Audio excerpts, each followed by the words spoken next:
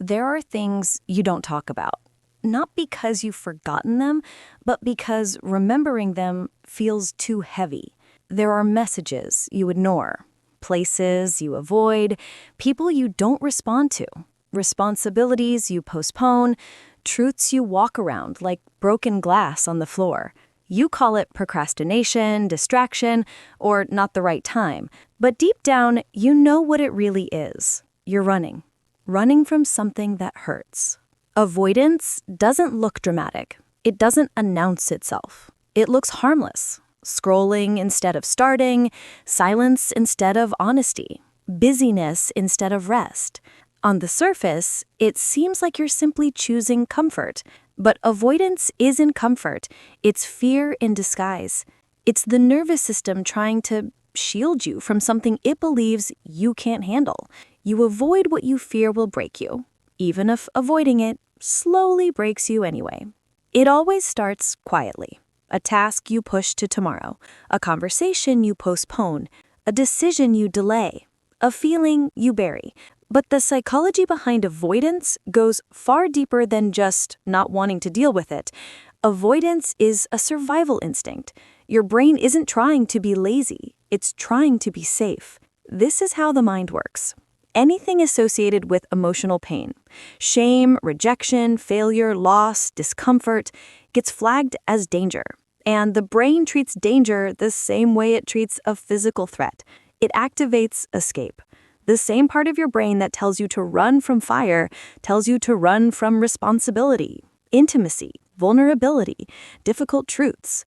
Not because the task is dangerous, but because the feeling attached to it is. Psychologists call this avoidance coping. It hijacks your decisions without you noticing. You don't avoid the task. You avoid the emotion beneath the task. You don't avoid the person. You avoid the fear of being seen. You don't avoid the project. You avoid the possibility that you're not good enough. You don't avoid the truth. You avoid what the truth might change.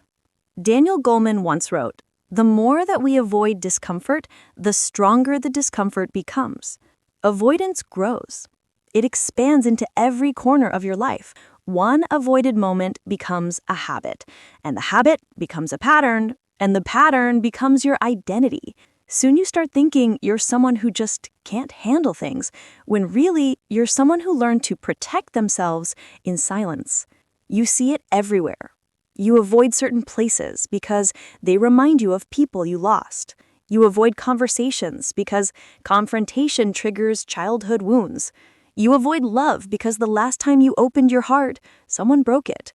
You avoid opportunities because you're terrified of failing publicly. You avoid rest because slowing down forces you to feel what you've been running from. And you avoid your dreams because achieving them means risking disappointment. And you avoid healing because healing requires honesty, and honesty hurts before it heals. Avoidance isn't stupidity. It's self-preservation. At some point in your life, avoiding things kept you safe. Maybe speaking up caused conflict, so you learned silence. Maybe emotions around you were unpredictable, so you learned to tiptoe. Maybe vulnerability was punished, so you build walls instead of bridges. Avoidance became your shield, the only protection you had. Carl Jung said, "What you resist persists." Pain doesn't disappear when you avoid it. It hides. It shows up in the way you shut down instead of speaking up, or distract yourself instead of confronting what hurts. Avoidance traps you in the same cycle you're trying to escape. Because you're not avoiding the problem, you're avoiding the emotion, the fear of failing, the shame of not being enough, the grief you never processed, the sadness that feels too heavy. The task is neutral. The emotion attached to it terrifies you. And the deeper truth is this: the more meaningful something is to you, the more you avoid it. People avoid love because rejection feels unbearable. They avoid opportunities because success would force them to grow. Avoidance is fear guarding the door to your future. But avoidance always costs more than facing the pain. It drains your energy, fills your chest with pressure, and keeps you stuck in a loop of guilt and temporary relief. a relief that becomes addictive. So how do you stop running? You maim the fear. I'm not avoiding the task, I'm avoiding the feeling. When emotions are brought into the light, they lose control. You move slowly, gently. Avoidance dissolves through awareness, not force. Take small steps. Reply to one message you've been avoiding, or sit for a moment with the feeling you usually escape.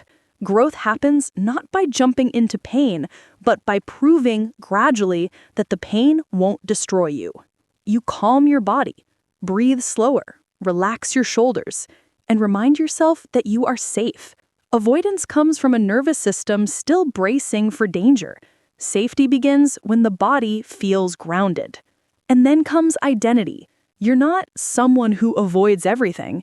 You're someone who learned avoidance as protection. That means you can unlearn it. You can choose differently now. You're older, stronger, and far more aware than the version of you who needed to hide. Lao Tzu said, "If you do not change direction, you may end up where you are heading."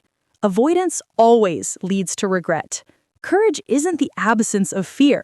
It's choosing not to let fear steer anymore. So breathe. Look at what you've been running from, not as a threat, but as a doorway. And ask yourself gently, what am I truly afraid will happen if I stop avoiding this? And if you finally stopped running, what part of your life would begin?